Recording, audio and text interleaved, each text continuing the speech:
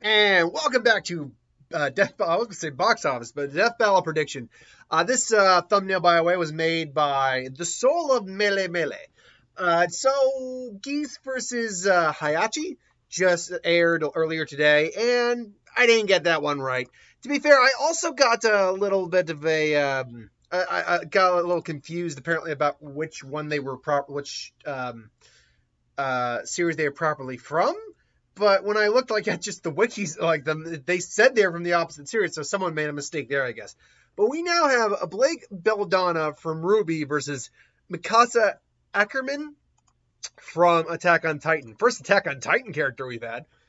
And look, again, can I get some verses where I have a decent amount of knowledge without having to go to the facts on both of these characters? I don't like Attack. I'll be honest. Yeah, I don't like Attack on Titan that much, and I know my sister likes Ruby a lot. I'm not a big fan of Ruby, but I did know at least of the characters. So there was that. But I mean, in terms of what these characters are capable of, both of them are basically trained to take down giant monsters in their respective worlds. Blake is very agile with high speed and endurance, but yet she lacks in general physical strength. She's more of a strike, avoid, strike again kind of fighter. She's very highly skilled with her weapon, which is called Gamble Shroud. Now, all the weapons in Ruby are double as a gun. Like they are whatever weapon you have. Plus, again, like Ruby, the main character's weapon is a scythe, but it's a gun. Yang's gauntlets are like gauntlets, but they're guns. Blake's weapon of choice is Gamble Shroud, a sword that has three forms. When sheathed, it's a weapon able to slice opponents into its cleaver-like cover. However, when it's unsheathed, it's able to use both sword and sheath basically in tandem with each other. And then later, it receives an upgrade. It has a grappling hook attached to it. And if I'm not mistaken, it doubles as a freaking firearm. So, yeah. Like all the serious characters in Ruby, Belladonna's got a semblance, which is like basically a special ability. Hers is Shadow, which allows her to, in essence, to create shadow clones. Apparently, though, her clones, some of the dust clones through her semblance can actually be used against her, as seen when she was knocked aside by her own ice dust clone in a fight with a centaur. She used dust to give her clothes additional abilities. Dust is basically is an elemental type of dust that basically does different effects.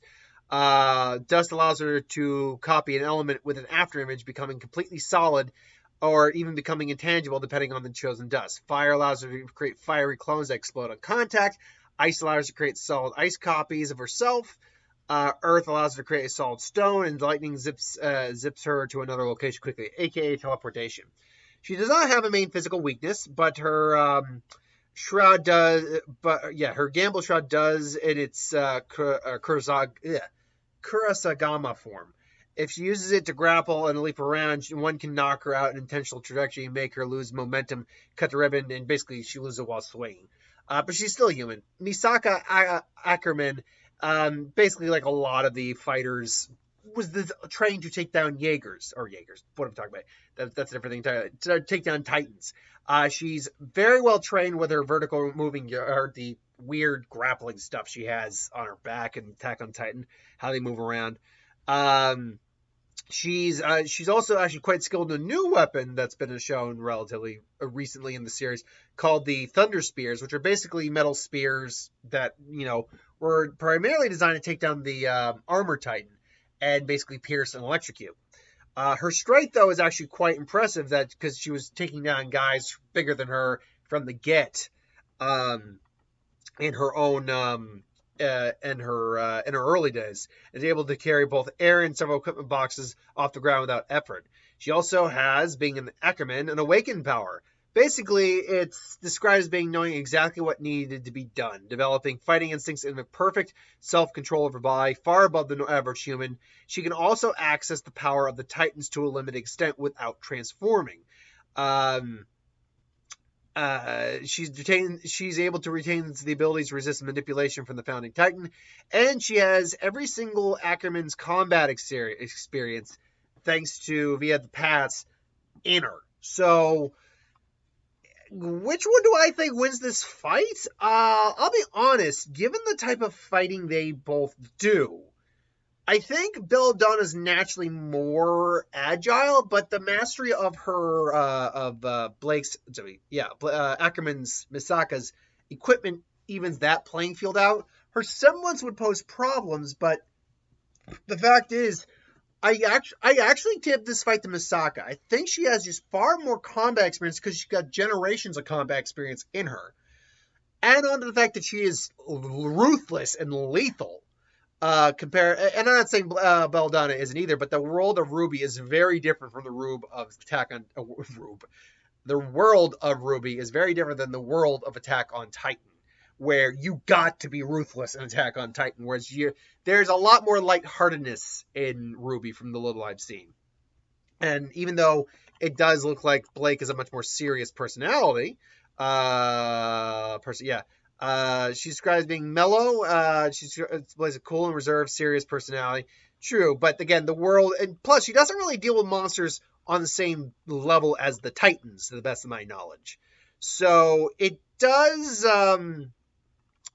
ultimately come down to the kind of opponents they normally fight versus the kind of powers they generally have and their personalities. Now, you can make the argument that Misaka doesn't go one-on-one with people a lot in terms of true combat, melee combat with everything she's got.